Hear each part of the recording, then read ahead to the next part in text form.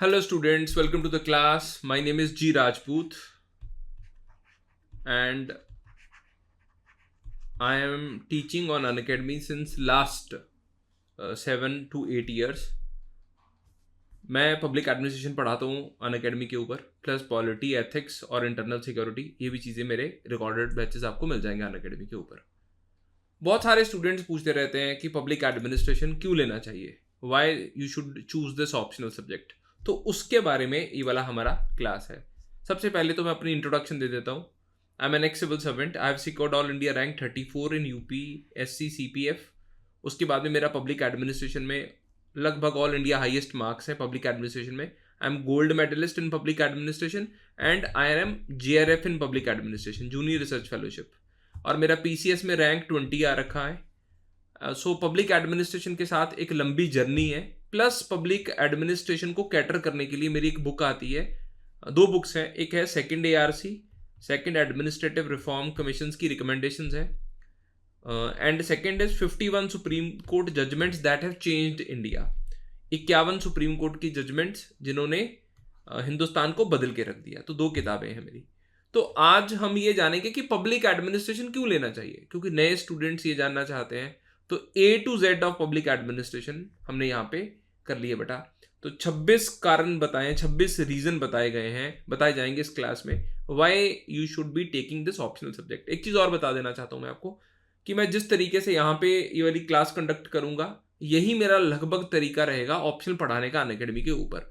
So if you are interested in taking this optional subject तो you can join Unacademy. Optional आप combo ले सकते हैं, GS के साथ भी ऑप्शनल का कॉम्बो मिलता है अनअकैडमी के ऊपर, and you can use my code is G Rajput. तो चलिए जानते हैं ऑफर्स के बारे में, अनअकैडमी पे क्या क्या ऑफर्स चल रहे हैं। अगर आप अकेला GS का सब्सक्रिप्शन लेना चाहते हैं so it will cost you 20,000 rupees -1, यानी कि 19,999 में आपको सब्सक्रिप्शन मिल जाएगा GS का। इसमें आपको 12 महीने का फ्री एक्सटेंशन मिलेगा, प्लस सबसे इम्पॉर्टेंट चीज़ ये है कि कंप्लीट सिलेबस आपको कवरेज यहाँ पे मिल जाएगा। GS, CSAT और टेस्ट सीरीज़ भी आपको मिल रही है, and you will get access to all the batches, चाहे वो इंग्लिश का बैच है, चाहे वो हिंदी का, चाहे बाइलिंगुअल का है। एंड 1-on-1 मेंटरशिप मिल जाएगा, डेडिकेटेड डाउट सॉल्विंग सेशन रहेंगे आपके लिए, मेंस टेस्ट सीरीज़ मिलेगी आपको विद इवेलुएशन के साथ। और अगर आप ऑप्शन का सब्सक्रिप्शन लेना चाहते हैं, अकेला ऑप्शन का भी मिल जाएगा आपको। और बेहतरीन वही है कि आप कम्बो के साथ जाइए। कम्बो आपको कॉस्ट करेगा 28,000 रुपीज़ का -1 रुपीज़, 27,999। और मेरा जो बैच स्टार्ट हो रहा है पब्लिक एडमिनिस्ट्रेशन का, like I have already told you in the class also, 12 जून को मेरा बैच स्टार्ट हो रहा है, and it will be commencing at 7 PM, 7 बजे स्टार्ट होगा।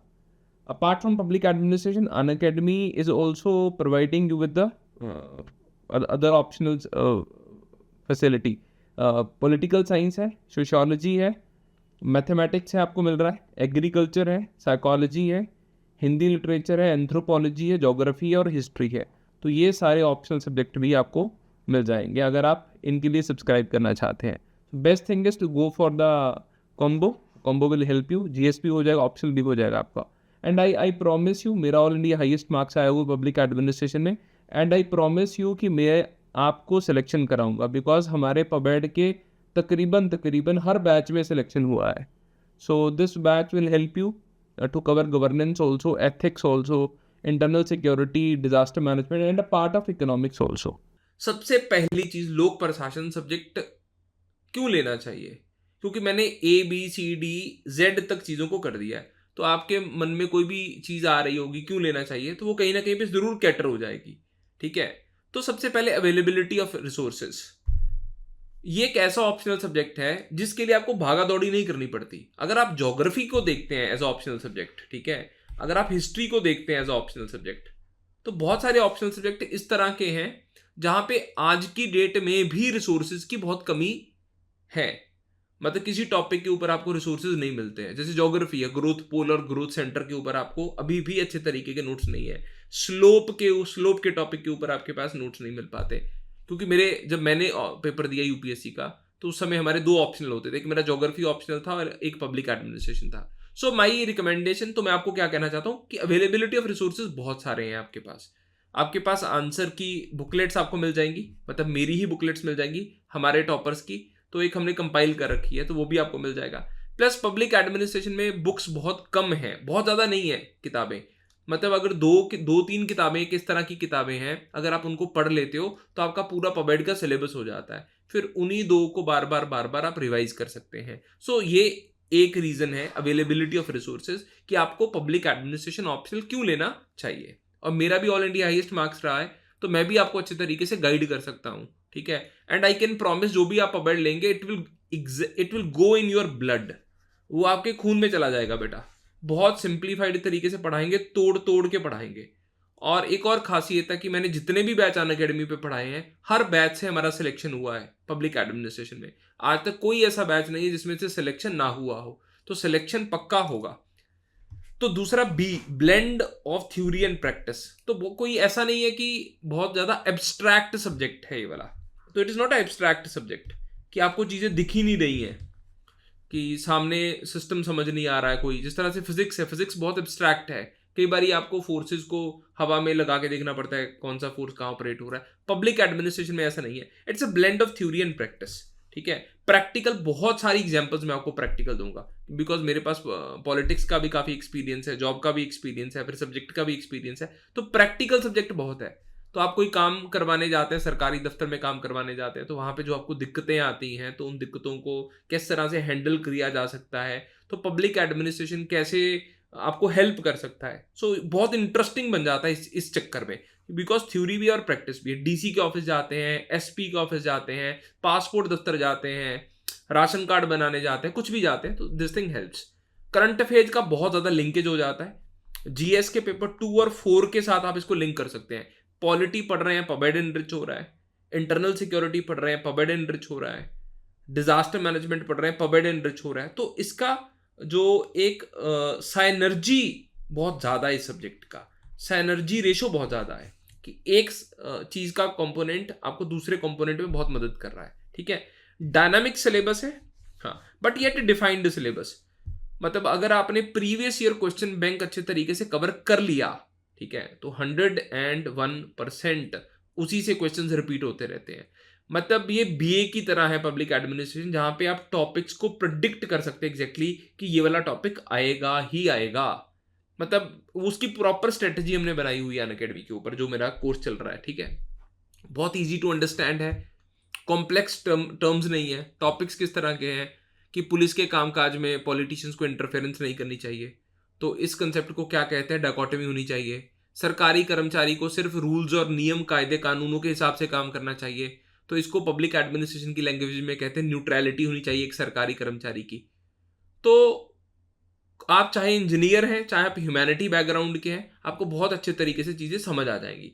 और खास करके वो लोग जो नौकरीशुदा लोग हैं, नौकरियों में हैं, तो ऑर्गेनाइजेशंस में काम करते हैं, तो उनके लिए भी काफ़ी आसान है ये वाला सब्जेक्ट, ठीक है। और सबसे इंपॉर्टेंट चीज़, आपका गवर्नेंस जो है जीएस पेपर 2 में, उसमें बहुत ज़्यादा आपको मदद मिल जाएगा। एफ, फाउंडेशन फॉर गवर्नेंस ले हो जाता है बेटा, इजी टू अंडरस्टैंड है। जीएस ओवरलैप इज मैसिव, बहुत ह्यूज है। ऐसा है कि जो पब्लिक एडमिनिस्ट्रेशन लेता है ना स्टूडेंट, उसका एथिक्स में स्कोर बहुत ज़्यादा बढ़ जाता है। मतलब मेरे जितने भी स्टूडेंट्स रहे हैं ऑन एन एवरेज, तो हमने देखा है कि उनका जो एथिक्स में स्कोर है वो 115 प्लस रहता ही रहता है। बहुत सारे स्टूडेंट का 135 भी आया हुआ है, 140 मार्क्स भी आया हुआ है। तो जीएस के साथ बहुत ज़्यादा ओवरलैप है। पबेड के टॉपिक समझते हैं अच्छे तरीके से, गवर्नेंस बहुत अच्छे तरीके से समझ आ जाता है, बजटिंग बहुत इन डेप्थ समझ आ जाता है, इकोनॉमी का कंपोनेंट भी, ठीक है। प्लस एथिक्स में तो आपका जान फूंक देता है ये वाला सब्जेक्ट, बिकॉज जितनी भी केस स्टडीज़ हैं जो पूछते हैं एथिक्स के पेपर में, उसमें पब्लिक एडमिनिस्ट्रेशन का जो मतलब है स्टूडेंट है, वो उन केस स्टडीज़ को बहुत बेहतरीन तरीके से इन्फर कर पाता है, समझ पाता है। तो नॉन वाले समझ नहीं पाते हैं। So this is very very effective, ये बहुत इफेक्टिव है।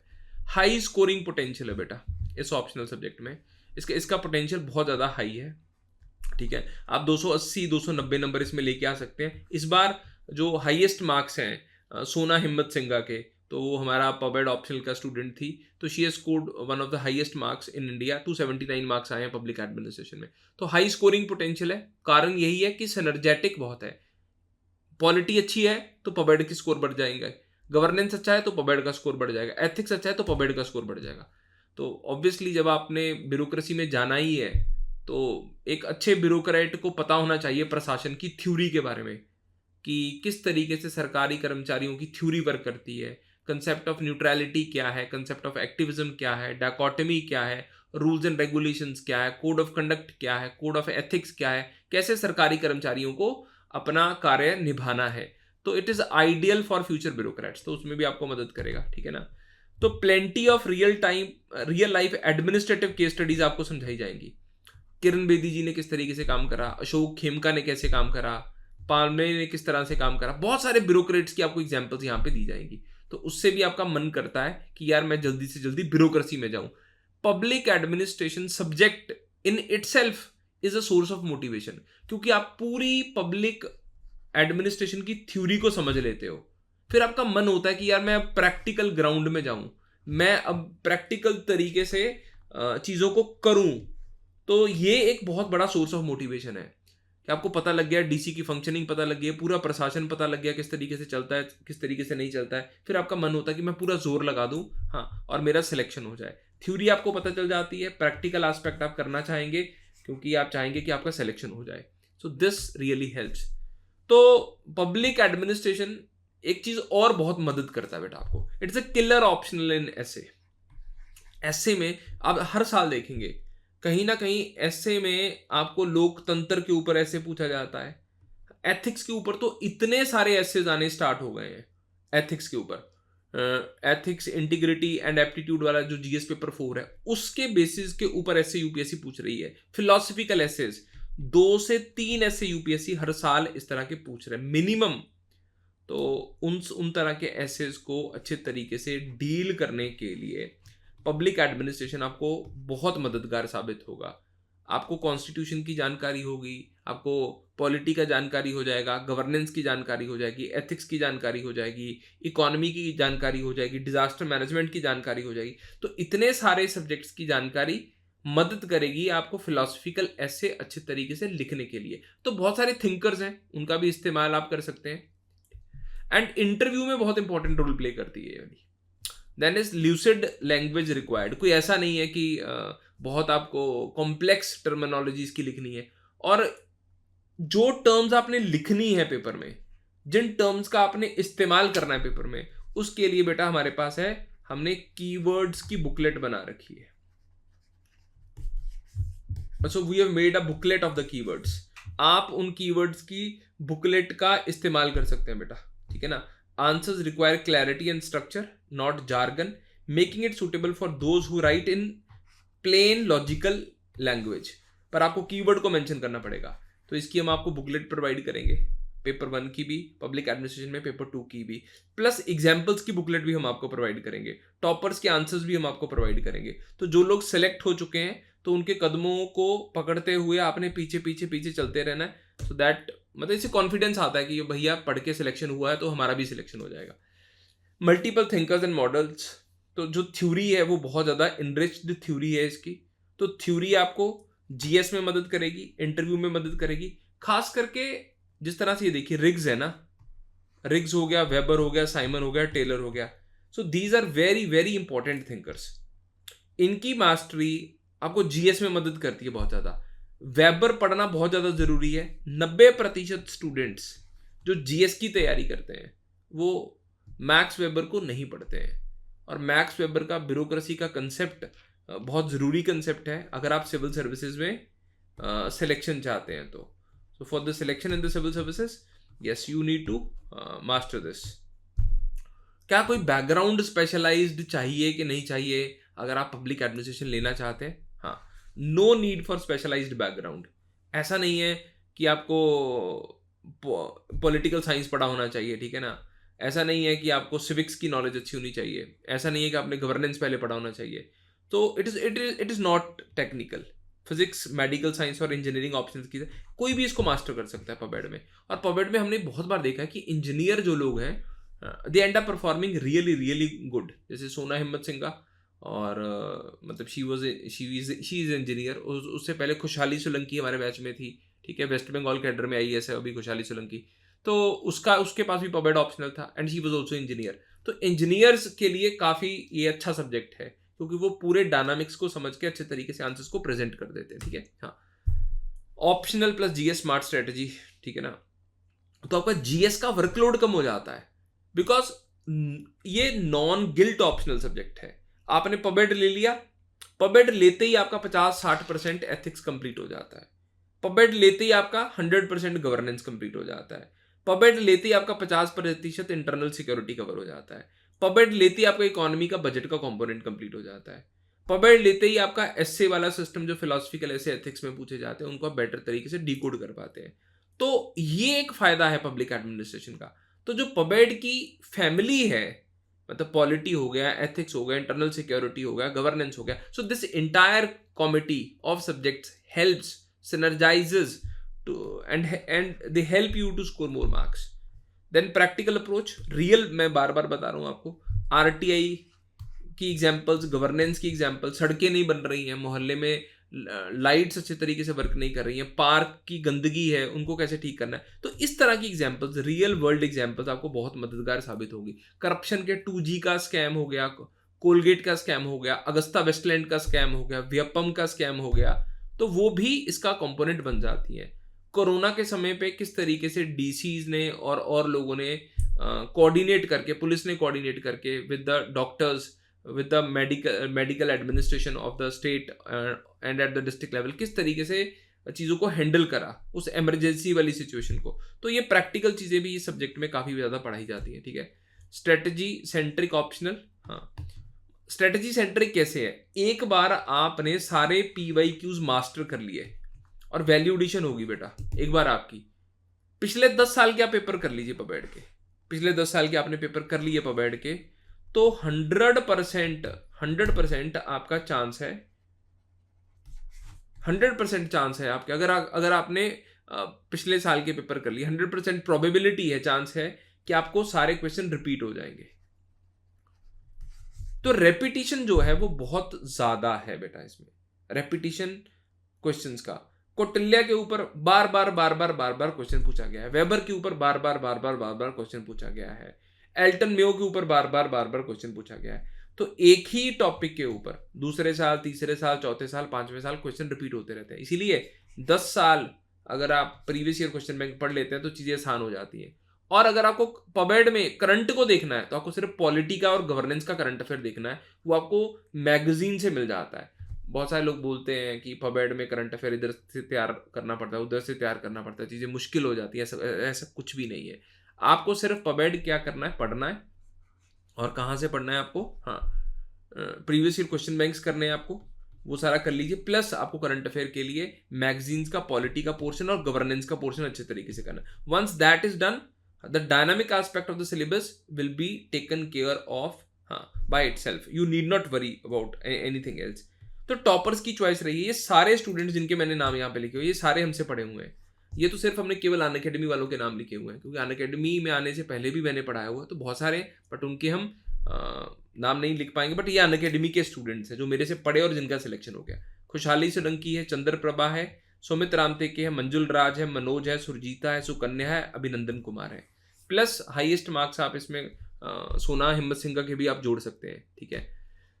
इंटरव्यू में बहुत ज्यादा मददगार साबित होता है पब्लिक एडमिनिस्ट्रेशन ऑप्शनल, क्योंकि आपको केस स्टडीज दी जाती है इंटरव्यू में कि that you are posted as a district collector, या आपको किसी पॉलिटिशियन की कॉल आ रही है, आपको गलत करने के लिए बोला जा रहा है, तो आप क्या करेंगे।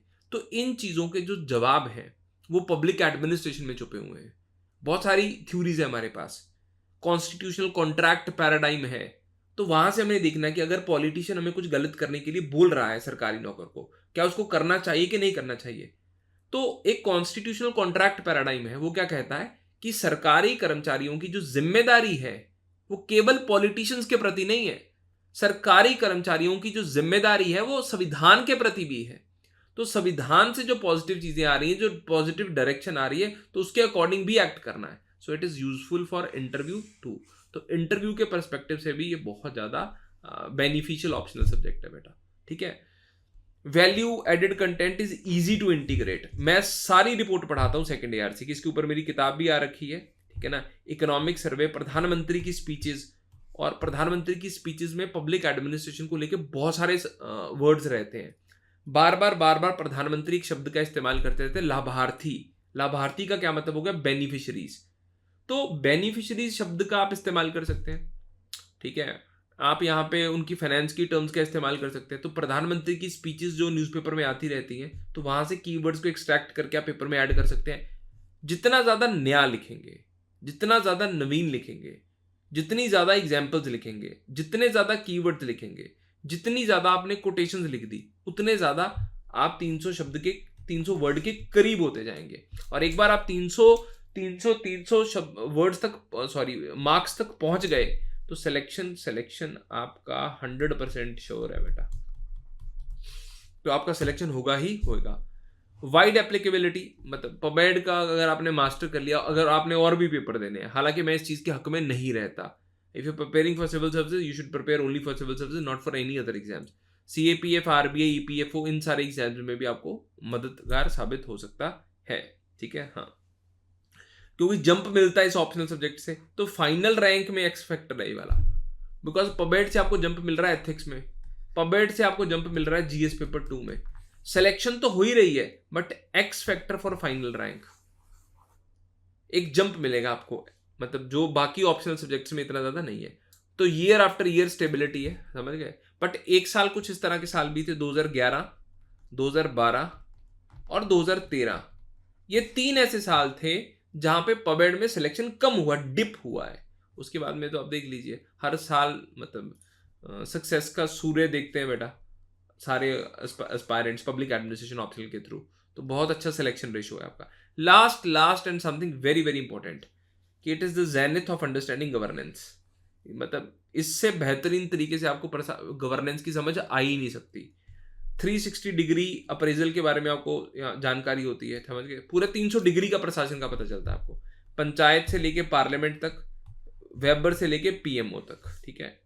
तो मेरा इस क्लास को लेने का मकसद क्या था, मैं आपको बहुत यूनिक तरीके से पबेड की खूबसूरती के बारे में बता सकूं, पबेड किस तरह से आपको सक्सेसफुल बना सकता है उसके बारे में बता सकूं, पबेड आपको किस तरह से जंप दे सकता है GS में उसके बारे में बता सकूं। छोटा सब्जेक्ट है, बेहतरीन सब्जेक्ट है, खूबसूरत सब्जेक्ट है, इसको जरूर लीजिए। मेरा खुद का बहुत मार्क्स आ रखा है, मैं JRF हूँ पबेड में, मैंने बहुत सारे लोगों की सिलेक्शन करवा दी है, ठीक है। नोट्स हमारे बहुत ज़्यादा क्रिस्प हैं, बहुत ही वेल स्ट्रक्चर्ड नोट्स हैं, तो चीज़ें अच्छे तरीके से आपको कराई जाएंगी। एंड ये देख लीजिए, हाँ, ये रह गया था हमारा क्विक रिवीजन फ्रेंडली। ये एक ऐसा एक लौता ऑप्शनल सब्जेक्ट है जिसमें आप रिवीजन बहुत ज़्यादा क्विक तरीके से कर सकते हैं बेटा, ठीक है। मतलब एक बार अगर आपने पबेड पढ़ लिया अच्छे तरीके से, जिसको पढ़ने में 4 महीने लगेंगे, उसके बाद में दूसरी बार रिवाइज करेंगे तो मैं कहूँगा 10 दिन, 15 दिन, 20 दिन लग सकते हैं आपको, और उसके बाद में आप रिवाइज करेंगे तो आपको 2 दिन में रिवाइज हो जाएगा। तो 3rd to 4th रिवीजन बहुत जल्दी रिवाइज हो जाता है। और थिंकर जो एक बहुत मेजर कंपोनेंट है पबेड का, ठीक है, वो आप रिवाइज कर सकते हैं with in a span of 2 hours, 2 घंटे में, जिसमें से आपको मतलब पहला जो पेपर है 250 नंबर का, उसमें से 120-30 नंबर के थिंकर्स ही आते हैं, 100 नंबर के थिंकर्स आते हैं। तो 100 नंबर का पेपर आप 2 घंटे में रिवाइज कर सकते हो, इतना ज़्यादा कंडेंस हो जाता है। बाकी न्यूज़पेपर के कॉलम्स, एडिटोरियल्स और सरकार की जो स्कीमें हैं वो सारी आप मेंशन कर सकते हो। जितना अगर अच्छे तरीके से आपने schemes, policies of the government को इंटरनलाइज करेंगे, उतना अच्छे तरीके से आप आंसर्स को लिख पाएंगे बेटा। सो ये खूबसूरती है इस ऑप्शनल सब्जेक्ट की। बाकी I think I have dealt with all the things. Availability of resources है, blend of theory and practice है, करंट अफेयर को लिंक कर सकते हैं, डायनामिक है बट डिफाइंड सिलेबस है, प्रेडिक्ट कर सकते हैं paper, easy to understand, foundational for governance और एथिक्स में तो जान फूंक देता है पबेड। मैसिव ओवरलैप है GS के साथ, हाई स्कोरिंग पोटेंशियल है। ब्यूरोक्रेसी में जाना चाहते हैं तो थ्योरी को समझ लीजिए, तो बहुत सारी जजमेंट्स एंड केस स्टडीज आपको करवाई जाएंगी।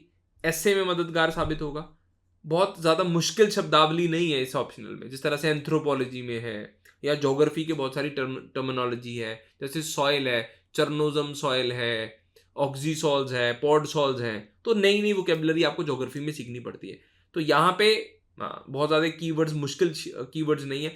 एक टॉपिक के कीवर्ड्स आपको दूसरे टॉपिक में भी बहुत मदद करते हैं, तो ये भी एक खूबसूरती है इसकी, ठीक है। प्रैक्टिकल अप्रोच है, क्विक रिवीजन फ्रेंडली है, रियल लाइफ रेलेवेंस है, स्ट्रेटजी सेंट्रिक है, previous year question bank cover कर लिया तो सारा अच्छे तरीके से हो गया। बहुत सारे लोगों की सिलेक्शन हो रखी है, इंटरव्यू में मदद करेगा। वैल्यू को मतलब कंटेंट वैल्यू इसमें ऐड करना, वैल्यू एडेड कंटेंट, वो बहुत ज़्यादा आसान है, मुश्किल नहीं है, ठीक है। तो जंप मिलता है रैंक में आपको, ईयर आफ्टर ईयर स्टेबिलिटी रही है, और गवर्नेंस आपको समझने में मदद करेगा। अगर आप ये क्लास लेने के बाद में प्रभावित होते हैं कि आप मेरे से पढ़ना चाहते हैं, ठीक है ना, so I would like to welcome all of you in the pub ad batch. अगर आपका मन नहीं होता है फिर भी आप 1-2 क्लासेस मेरी पपेड की जरूर लगा के देखिए। मैं प्रॉमिस करता हूं कि पपेड आपके खून में चला जाएगा, subject will actually go in your blood, ठीक है। और क्रिस्टल क्लियर क्लैरिटी होगी, क्रिस्टल क्लियर क्लैरिटी होगी, CCC आपको, इसमें कोई भी दिक्कत नहीं आने वाली है आपको। रिविजन्स आसान कर दूंगा, बहुत बार रिवाइज करवाएंगे, बहुत अच्छी तरीके से आपके आंसर राइटिंग एवेल्युएशन भी होगी। चलिए बेटा, this was all for the moment, and plus offers के बारे में मैं भी आपको जानकारी दे देता हूँ, क्या क्या प्राइजेस हैं, ठीक है। चलिए बाय बाय, टेक केयर।